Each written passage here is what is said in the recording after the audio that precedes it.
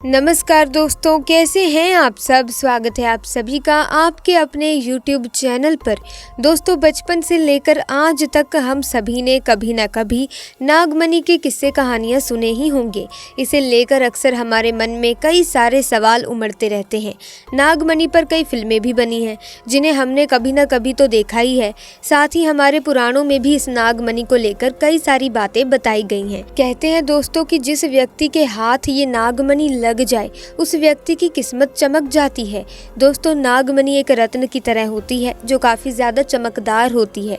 इच्छाधारी नागों के पास ये नागमणि होती है जिससे वो किसी का भी रूप धारण कर सकते हैं और कहते हैं कि यदि नागमणि इंसानों को मिल जाए तो वो कुछ भी कर सकते हैं। इसीलिए लोग नागमणि को पाना चाहते हैं।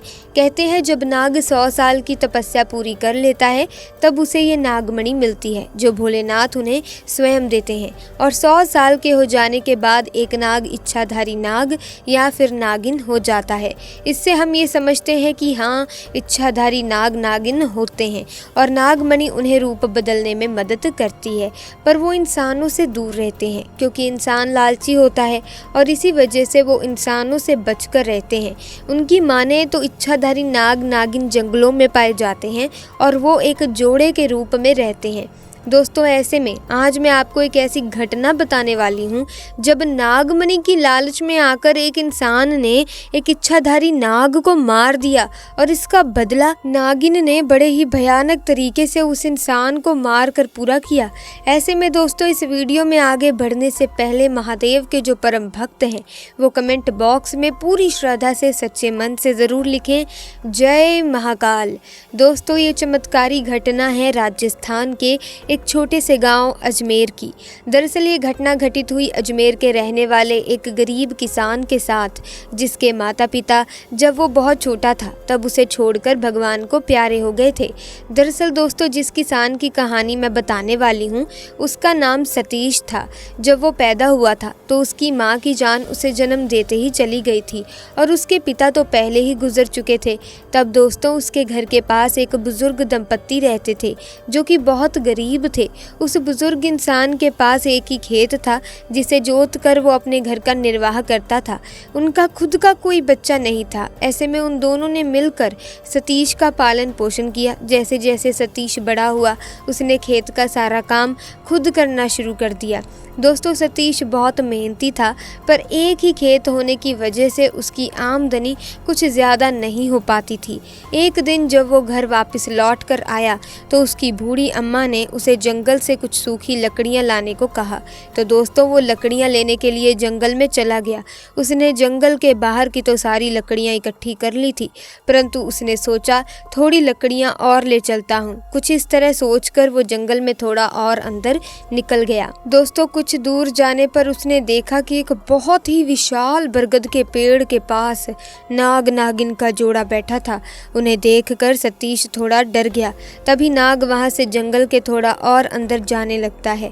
उसी समय सतीश की नज़र नागिन के पास रखी उस चमकती चीज़ पर पड़ती है जो कि नागिन पेड़ के पास आराम कर रही थी। सतीश छुपकर नागिन के पास पड़ी चीज़ को देखने लगता है और सोचता है कि जंगल में इतनी चमकती चीज़ कहाँ से आई। तभी उसे समझ आ गया कि ये तो नागिन की नागमणि है और ये नागिन तो गर्भवती है। परंतु दोस्तों, सतीश की हिम्मत नहीं होती कि वो उस चीज़ को जाकर उठा ले क्योंकि नागिन वहीं पर थी। उस दिन तो सतीश अपने घर चला जाता है पर सारी रात वो उसी नागमणि के बारे में ही सोचता रहता है। तभी उसे अपने दोस्त की बताई गई बात ध्यान में आती है कि यदि हम नाग के मुंह पर तेजी से गोबर मारें तो वो बेहोश हो जाता है। तो अब दोस्तों, सतीश ने सोचा जब नागिन अपने बच्चे को जन्म देगी तभी वो नाग को मारकर नागमणि चोरी कर लेगा। अब सतीश रोज अपने खेत का काम निपटाकर जंगल में उसी जगह गोबर लेकर पहुंच जाता है जहां पर वो नाग नागिन रहा करते थे। दोस्तों, जिस मौके के इंतज़ार में सतीश था वो मौका आज उसे मिल गया था। जब नागिन अपने बच्चे को जन्म दे रही थी तभी उसने सांप के मुंह पर पेड़ के पीछे छिपकर गोबर दे मारा। नाग गोबर लगने की वजह से बेहोश हो गया और उसने पास पड़े एक बड़े पत्थर से नाग को खत्म कर दिया और अब उसने उसी पत्थर को उठाकर नागिन और उसके बच्चे पर दे मारा और सतीश ने नाग के पीछे पड़ी मणि को उठाया और घर की तरफ भागा। दोस्तों, वो नाग मणि को लेकर घर आ गया था और उसने उसके बारे में किसी को कुछ नहीं बताया और नागमणि को हाथ में लेकर एक इच्छा जाहिर की कि जो मेरे खेत में फसल है वो बहुत ही अच्छी हो और महंगे दाम पर बिके। परंतु दोस्तों, उधर जंगल में नागिन किसी तरह बच गई थी, बस बेहोश पड़ी थी। जब उसे होश आया और उसने अपने बच्चे और नाग को मरा देखा तो नागिन बेबस सी हो गई। पर दोस्तों, नागिन ने नाग की आंखों में कातिल का चेहरा देख लिया था। कहते हैं यदि नाग को कभी मारा जाए तो उसे जला देना चाहिए, क्योंकि नागिन नाग की आंखों में कातिल का चेहरा देखकर जान लेती है कि उसके नाग को किसने मारा है। अब नागिन का गुस्सा 7वें आसमान पर था और उसके दिमाग में बस एक ही शब्द चल रहा था, जो था बदला। दोस्तों, ऐसा करते करते अब उसके पास खेतों की संख्या काफ़ी बढ़ गई थी और उसने अब अपना घर भी बहुत ही सुंदर बना लिया था। बुजुर्ग दंपत्ति भी उसकी इस कामयाबी पर बहुत खुश थे, परंतु बस सतीश ही इस बात को जानता था कि ये सब कुछ उस नागमणि का ही कमाल है। अब दोस्तों, गांव में हर जगह सतीश का नाम था और उसे गांव का मुखिया बना दिया गया। सतीश भी अपना काम बड़ा ही मन लगाकर करा करता था। पर दोस्तों, नागिन अभी भी सतीश से बदला लेने के लिए तड़प रही थी। एक दिन सतीश को किसी काम से अपने गांव से दूसरे गांव जाना था। वो सुबह सुबह अपने काम के लिए घर से निकल गया। तभी दोस्तों, आधे रास्ते उसने एक लड़की को बीच रास्ते में रोते देखा। उसकी उम्र महज 24 साल की होगी। सतीश ने अपनी गाड़ी को रोका और उसने रोने का कारण पूछा। उस लड़की ने बताया कि मेरा नाम प्रिया है और सड़क हादसे में मेरे माता पिता की मृत्यु हो गई। अब मेरा इस दुनिया में कोई नहीं है। तब सतीश ने कुछ सोचकर बोला, कोई बात नहीं, तुम मेरे साथ मेरे घर चलो। दिन ऐसे ही बीतते गए। कुछ दिनों में सतीश और प्रिया में कब प्यार हो गया सतीश को पता ही नहीं चला। परंतु दोस्तों, ये जो प्रिया थी वो वही नागिन थी जिसके नाग और बच्चे को सतीश ने मारा था। वो सतीश से बदला लेने आई थी। एक दिन सतीश और प्रिया, जो कि नागिन थी, दोनों एक नदी के किनारे बैठे आपस में बात कर रहे थे। तभी प्रिया बोली, सतीश, तुमने ये गले में चमकदार सी कौन सी चीज़ पहन रखी है? दोस्तों, सतीश ने उस मणि को तावीज़ में डालकर अपने गले में धारण कर रखा था। तो सतीश बोला, अरे कुछ नहीं, बस ये तो एक साधारण सा लॉकेट है। परंतु प्रिया को शक हो गया था। उसने कहा, क्या मैं इसे थोड़ी देर के लिए पहन सकती हूँ? जिस पर सतीश को गुस्सा आ गया और वो उस पर चिल्लाने लगा।